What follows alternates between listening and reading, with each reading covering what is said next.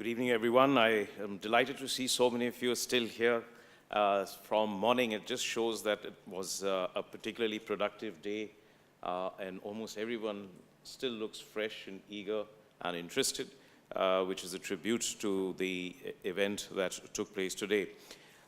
General Ahluwalia, Mr.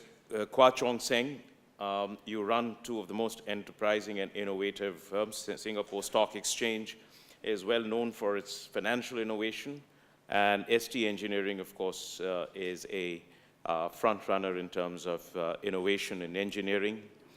Ms. Chua Sok Kung, Singtel needs no introduction. All of us are your wonderfully satisfied consumers, and but also I know that you're leading Singapore into the 5G with great deal of innovation and efficiency. You're also a big strategic investor in India, so you have a very special place in India-Singapore relations.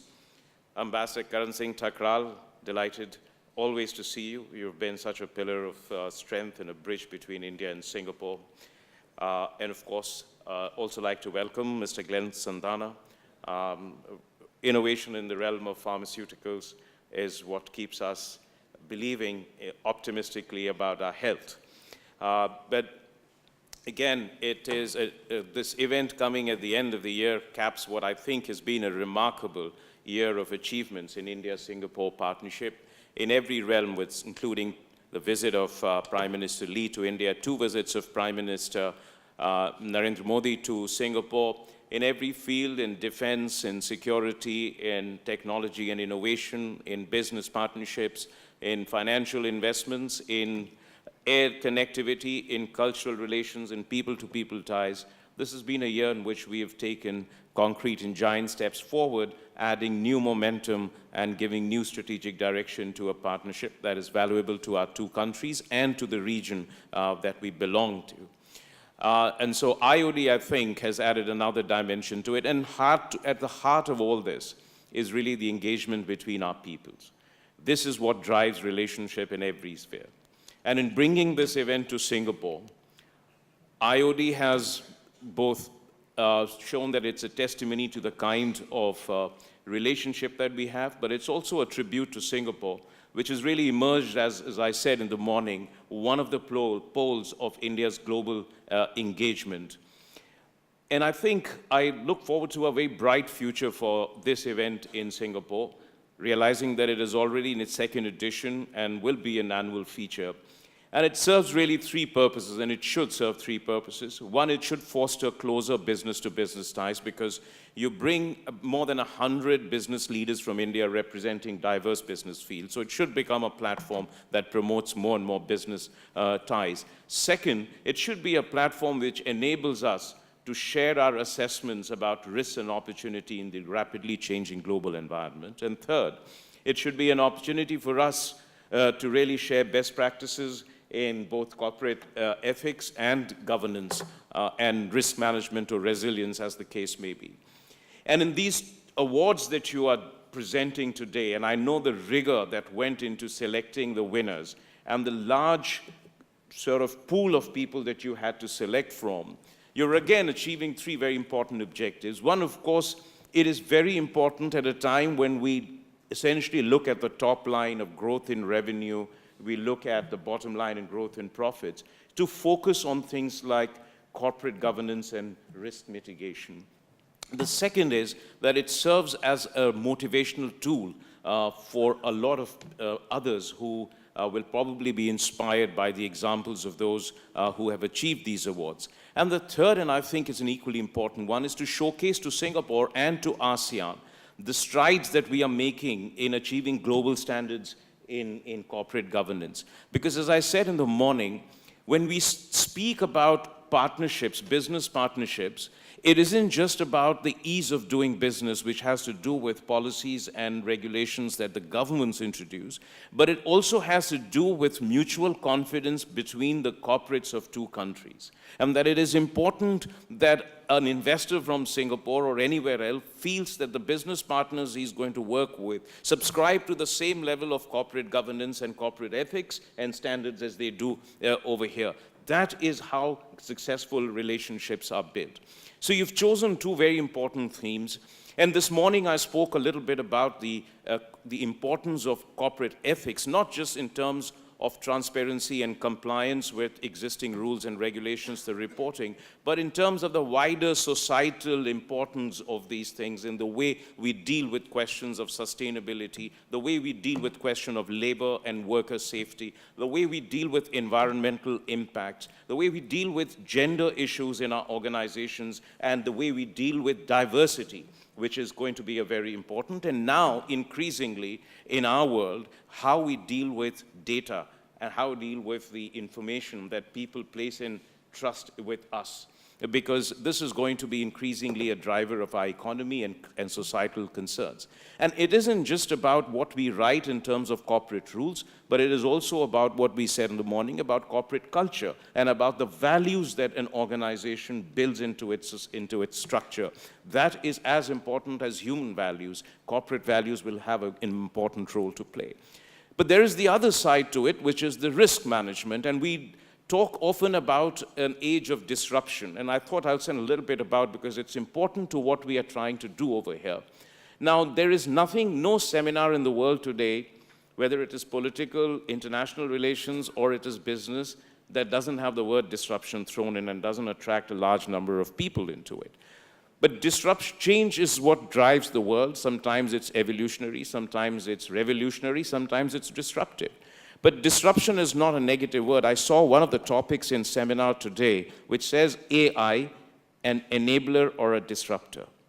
I think everything that disrupts actually brings about a positive change, because disruption is how human civilization has progressed, because it makes us cast something aside and pursue a new and a different path to do the same things, that is, satisfy human needs and pursue our interests. And therefore, I think that when we speak of disruption and risk management, we are really talking about everything. We talk about politics. There is disruption. Mahatma Gandhi was the first disruptor. He introduced the most innovative political instrument, which changed the whole complexion of both India's history and 20th century history. We talk about the way the 2008 elections in the United States or 2014 elections in India were fought. They were completely new models that disrupted traditional methods of campaigning. Or you talk about financial inclusion in India, where 330 million new bank accounts have been opened in the course of past 3.5 years, all because of the use of biometrics, connectivity, and cell phones. And this is the way disruption is taking place. There's disruption taking place in trade as well. So what we see is, and this is something which is very important to understand, one, that it permeates every aspect: product, processes, formats, methods of delivery, costs, everything is affected by it. Second, it is not so much technology, but innovation that actually causes disruption, because technology changes in sometimes discrete variables. But innovation is a continuous process. And it isn't technology that causes disruption, it is only an enabler. It is what we do with it, the application of technology and innovation. And the other thing that we have to recognize is that disruption is never a sudden process, that you don't wake up one morning and find the world is different. It is a continuous process, which means that when is are electric cars or solar cell going to disrupt traditional models of power generation, or when use of diesel or petrol for cars? It is when the costs of that will change, the economics changes, and that is when disruption happens, and that happens over a period of scale. Finally, when you also look at disruption, it isn't always the industry you are in where the technology changes or innovation happens. It's often something completely unrelated. You could recall when digital cameras replaced film cameras, it isn't just that Kodak went out of business. It is also that shopkeepers or camera shops or photo studios that processed your films and turned them into negative and bid prints out for you, which you waited for eagerly for a week, they started going out of business. It's a completely different way things happen. Or when e-commerce develops, it is also the logistics sector which benefits, because that's where the investment will go into in terms of real estate. And finally, as I've always said, it's the big versus small syndrome. There's inertia in large organizations drawn by the success of its past, and therefore it creates a level of belief that what we are doing in the past is what's going to succeed in the future. That happens to governments, that happens to corporates, that happens to civil society as well.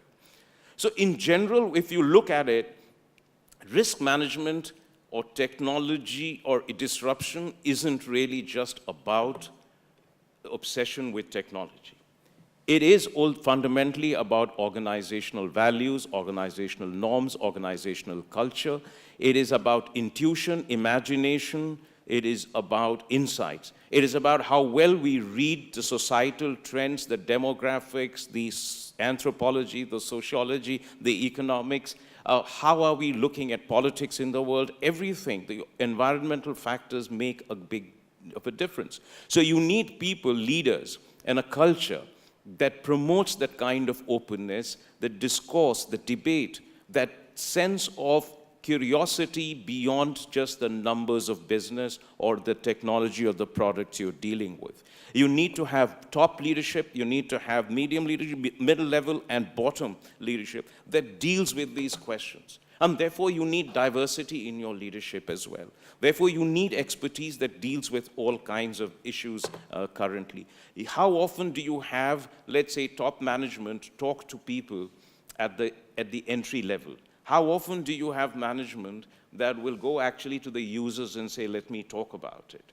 How often do management spend time thinking 10 years hence? Because these are the questions that are going to determine what you do with it. After all, Uber and Airbnb didn't happen because just of technology. Someone thought of how do you use a simple social network, World Wide Web or internet connectivity to do something different. This is where I think we also need to understand that we need to build a completely broad-based corporate culture that deals with the kinds of complexity, the kind of scale, scope, and speed of change that is taking place in the world. We need people with imagination, not just technological capabilities. We need people with intuition. We need organizations that encourage people to go and take risks, to every day ask this question, can I do something better? Can I do it differently? Or can I do it in a more efficient way? Is there something new that I need to do? And to encourage that feeling, there will be times, there will be failures, there will be successes.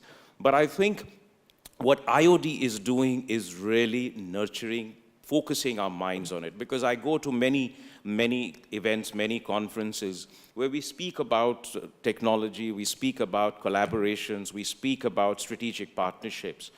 But to hone in on an issue that is going to be important for success of corporates, therefore of economies, and therefore of nations, is a very critical thing, particularly in these times of rapid and unpredictable changes that we are witnessing. It may settle down 10 years, 15 years from now, but at this point of time, it's a very important mission that they are fulfilling by recognizing that there is a management role in this, not just in question of technological role. So thank you very much. I'm once again delighted to be here. Thanks.